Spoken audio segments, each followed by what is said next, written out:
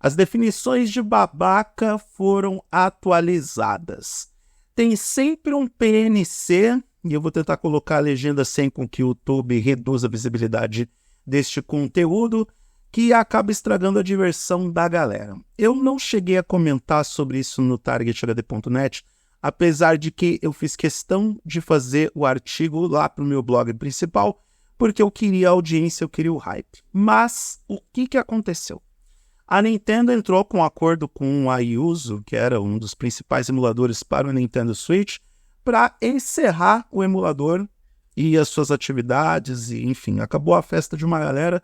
2,4 milhões de dólares que a Yuzu vai pagar para a Nintendo, além de uma declaração pública onde a Yuzu afirma com todas as letras que emuladores são um mal colossal para a indústria de videogames.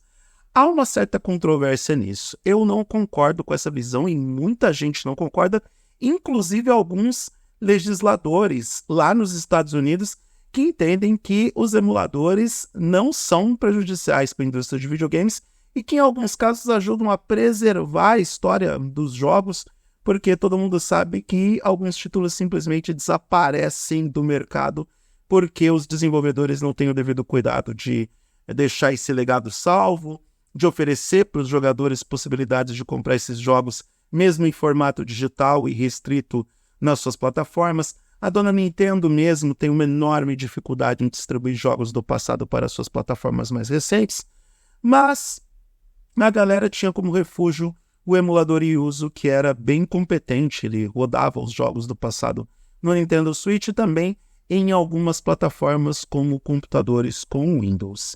E é aí que começa a história da babaquice. Era uma vez um usuário que ele até criou um username, o PuckYuzu, e antes de eu continuar, eu vou deixar bem claro que essa história foi divulgada no Reddit e é fruto de investigações internas que não temos muitos detalhes de como foram feitas. Então pode ser uma lenda urbana, pode ser um rumor, pode ser uma fake news, mas eu achei interessante compartilhar essa história porque, mesmo que ela seja falsa, ela tem um toque de ironia tão poético que vale a pena a gente conversar sobre isso. Então esse tal do PuckYuzu, que enfim é uma gíria para outro termo, ele teve a brilhante ideia de se incomodar com os desenvolvedores do Yuzu porque uma atualização da plataforma fez com que o emulador não rodasse tão bem no Windows 7. E ele ficou bravinho com isso. Aí eu pergunto, tudo bem, eu sei que quem vai para o emulador não tem tanta grana assim, ou quer expandir o seu leque de possibilidades com o console. Eu mesmo considerei a possibilidade de comprar um Nintendo Switch e desistir por conta dos preços dos jogos para esse console híbrido que a Nintendo, além de usar formato proprietário, de não usar CD ou dos jogos de download não serem os jogos da atual geração, e sim de gerações anteriores ou apenas alguns jogos clássicos. Então eu fiquei um tanto quanto desmotivado em comprar o Switch, porque eu ia comprar o console e não ia ter como comprar os jogos, porque eu sou pobre. Então eu entendo até a página 3 ou 4 essa história de usar um emulador por conta de questões financeiras. Não estou discutindo a legalidade disso e os advogados da Nintendo que não me procurem porque este é apenas um artigo de opinião e compartilhamento dos fatos. Agora, por outro lado, quem é que ainda usa o Windows 7?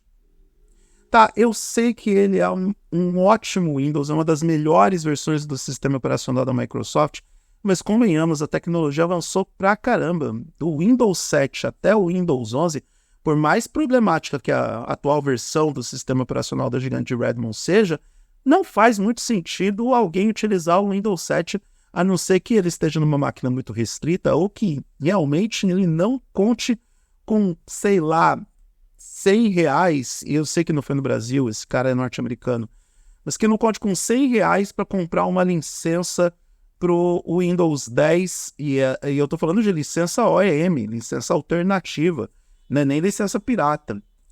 Aí esse cidadão ele ficou tão bravo, tão injuriado, porque ele mandava e-mail para a Yuzu não respondia sobre a demanda dele de deixar os fallbacks disponíveis para o Windows 7 e simplesmente dizia, olha, você vai ter que atualizar o seu sistema operacional no computador, não vai ter jeito, Essa é a solução que temos para hoje, PT, saudações. Então, de tão bravo que esse cara ficou, ele decidiu mandar e-mails para a Nintendo para denunciar o que a Yuzu está fazendo. Se foi em busca de uma solução, ou se foi para caguetar, dedurar, bater com a língua dos dentes, entregar a Yuzu, não sabemos.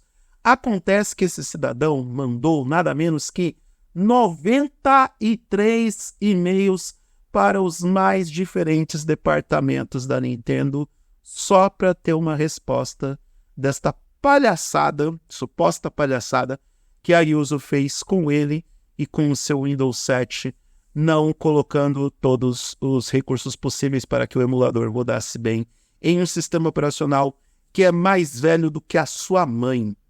Não, tô zoando. Sua mãe não é tão velha assim.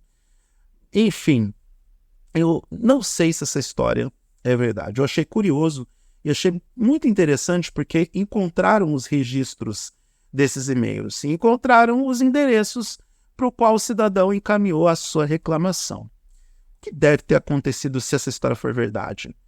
Os advogados da Nintendo se sentiram muito inspirados e imbuídos e foram lá e processaram a Yuzu para arrancar o dinheiro de uma empresa que estava violando os direitos de uso da plataforma. O cara coloca na justificativa dos e-mails todos esses argumentos que eu te passei no vídeo, de que a Yuzu não estava dando bola para ele, de que não estava entregando uma solução para funcionar o emulador com o Windows 7, e todas essas, como que eu posso dizer, essas argumentações que se restringem a um universo muito específico de usuários e que acabou prejudicando a um grande grupo, se é que foi verdade. Moral da história: as atualizações de babaca foram atualizadas e nada como um idiota imbuído. Dizem que a coisa mais perigosa que pode existir para a humanidade é um idiota com motivação. E esse bateu todos os recordes motivacionais de idiotice ou de babaquice, porque ele não se deu conta de que um coletivo inteiro seria prejudicado como de fato foi.